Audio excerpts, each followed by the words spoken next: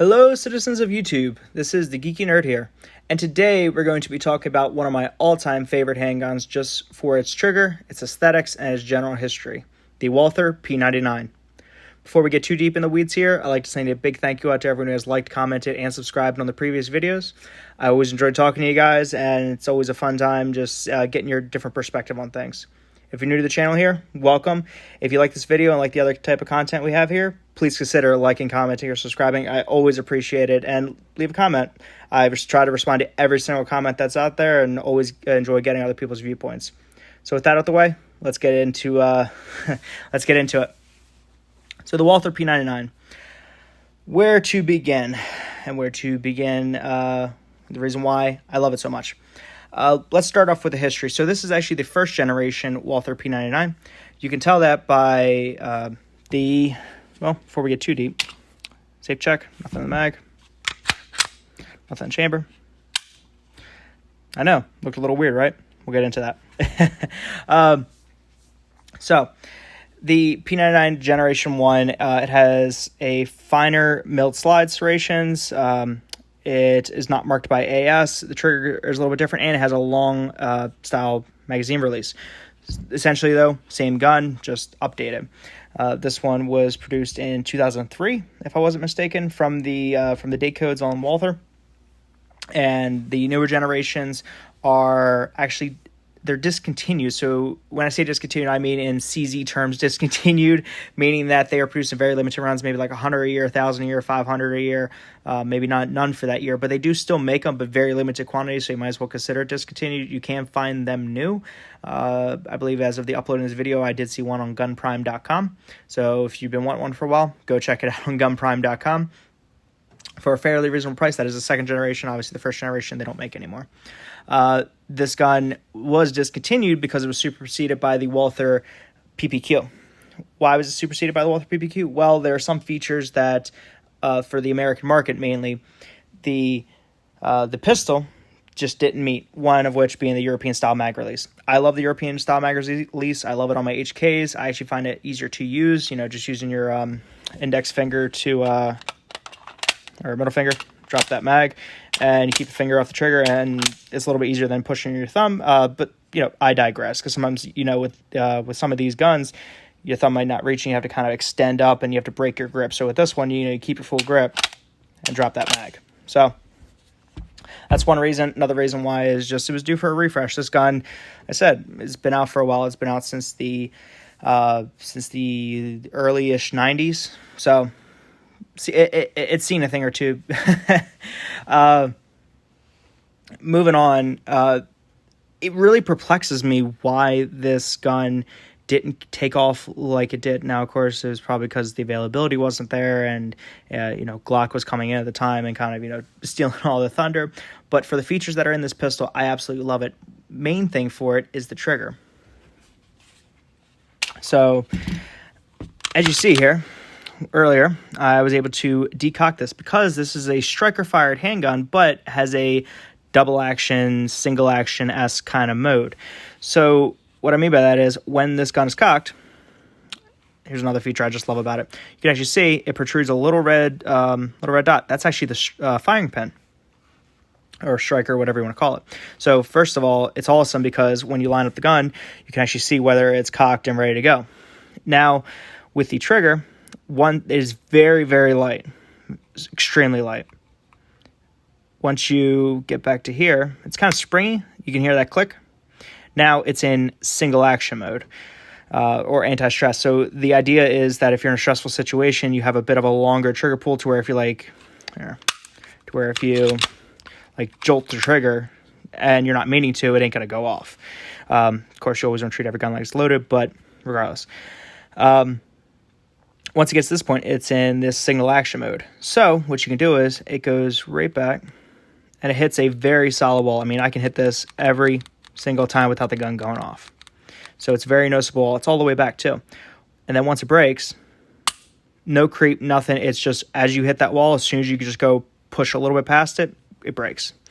Now here's the cool part. The reset obviously shows you that it's cocked again. Here's the reset.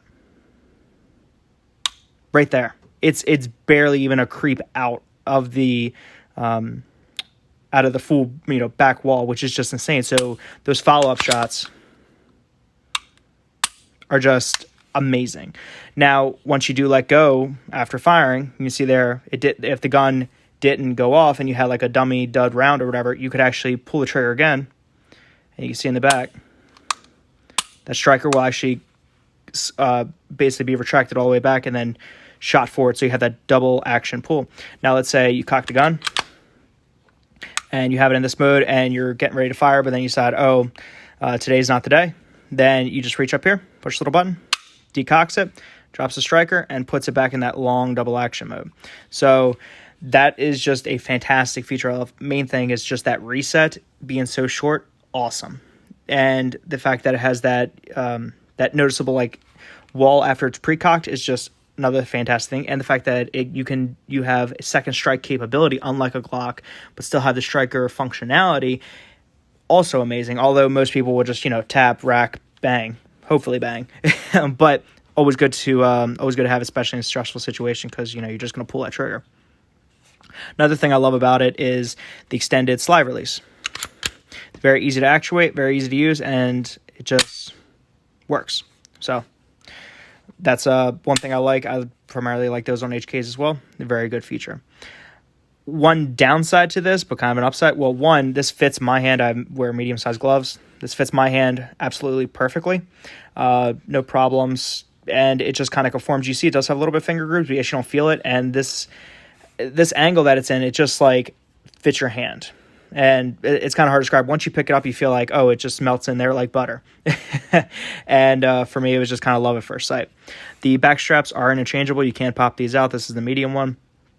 Walther was actually one of the first handgun companies to even do that. Even before HKs and Glocks and everything like that, they were the first ones to say, hey, maybe we should make it a little bit more user conformable to the end user.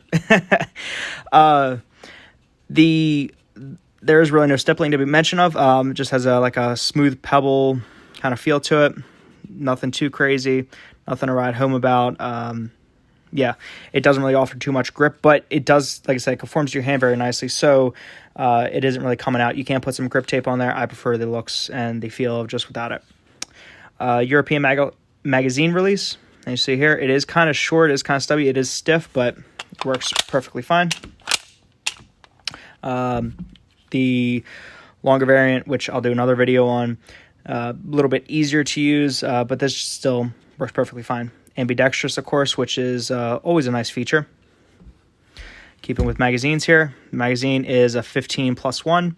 It is chromed, gunmetal chromed, which is nice. Plastic floor base or base plate, and no problems with the magazines. They are coming to a bit hard to find, again, being discontinued. The PPQ M1 magazines will actually work in this, coincidentally enough. They just look a little bit weird, but if you can find the P99 mags, they go for like $40 on the secondhand market, but they're good, solid mags. Nothing really crazy about them. You can see here it does have a bit of an undercut. Again, just kind of given to that ergonomics here. I did put the night vision sights, which for being a discontinued gun, they're still making sights for it, so it must be kind of popular, right? I did a previous video on that. If you want to check that out, you can go here at the end of the video, or you can browse the channel. Flipping over, you can see this is a made in Germany gun. It does have the Staghorn proofing, CIMP, and all of the German proof houses, which is always a nice touch. Looking on this side, you're probably going to say, wait a minute, it says Walther there, why does it say Smith & Wesson here? Well, that's actually because when this gun was brought in, they didn't have many importers at the time to bring these in. Smith & Wesson offered, hey, yeah, we'll import these in for a small percentage of the, for the old fees. And so they did. So it's kind of confusing. When I first saw this, I was like, wait a minute, was it made in conjunction? Because they do have Walther, Smith & Wesson, but they're not called a P99. I personally don't like those, don't like the aesthetics of them, don't like the magazines of them. I don't like them. They are a nice variant to have. Regardless, Smith & Wesson is the importer of these, and so that's why you see that. The rail is a proprietary rail. They don't make them anymore.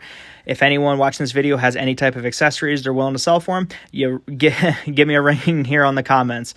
Be happy to take some off your hands, like one of the flashlights or something like that. But regardless, you really can't find accessories because that proprietary rail, similar to like the HK USPs of old.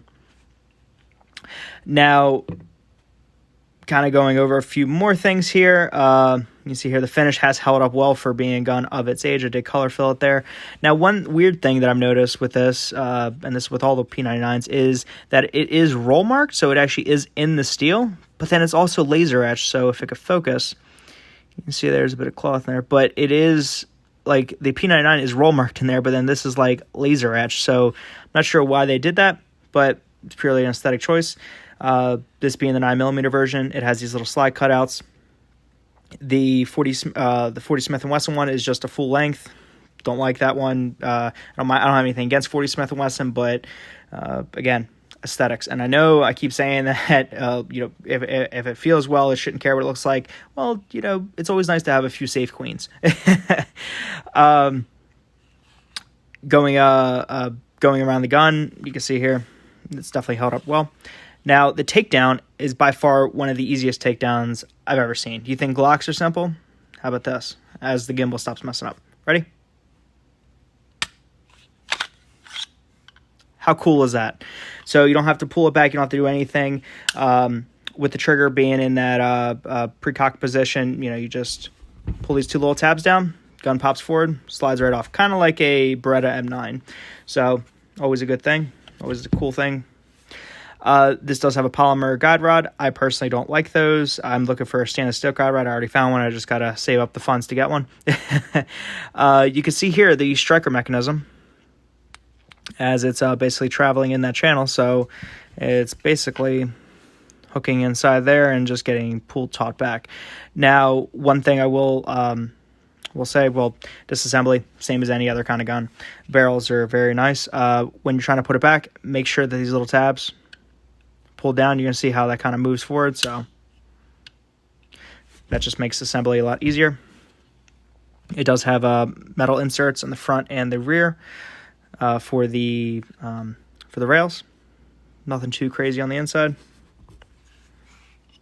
Put this back. And then you just give it a pull back. Boom. This little tabs pop back up. And you're in like Flint. Decock it. All good to go. Safe check. Or not safe check. Function check. All good to go. So that is my general review of the Walther P99. Again, fantastic little gun. If you can find them, I'd highly recommend picking them up. At the time of this video, when I seen them on the used market, they're going for around, give or take, about $600. So for what you're getting, it's definitely worth it. There are some made better than others, but I mean, you can look at this gun. I've had it for not too long now. I actually got this off a friend of, what was it? I got it from a friend a little while ago.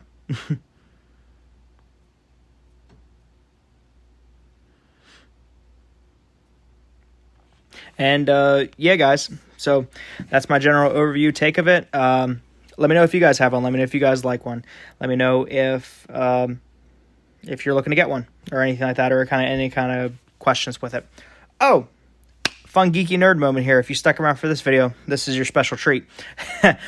One thing about this gun, don't know if I mentioned it before, but this gun was actually used in James Bond. So if you're a big fan of James Bond in the Charles Bronson era especially, when in I believe it was Tomorrow Never Dies, when he actually lost or had stolen whatever, his Walther PPQ, which is a 380, or as they like to call it over there across the pond, 9mm short, he was issued a P99. Why they didn't keep this to the rest of the Bond films in the Daniel Craig era when they brought back the Walther PPQ, I feel like they should have kept the P99 for what it was. Definitely has more features going on the new side as far as the functionality of it. Walther PPQ is more of like a classic kind of thing, not like a futuristic James Bond as we're used to. Regardless, I digress.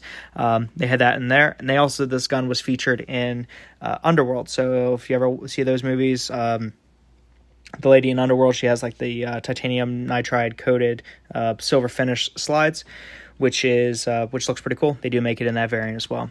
And yeah, so overall, fantastic, great gun, guys. Hope you enjoyed that nice little fun fact here. If you stuck around the end, that's your special treat of the day. And again, please consider liking, commenting, or subscribing if you haven't already. And with that, I hope everyone's having a wonderful, awesome, fantastic day. I'll catch you guys next time. See you guys.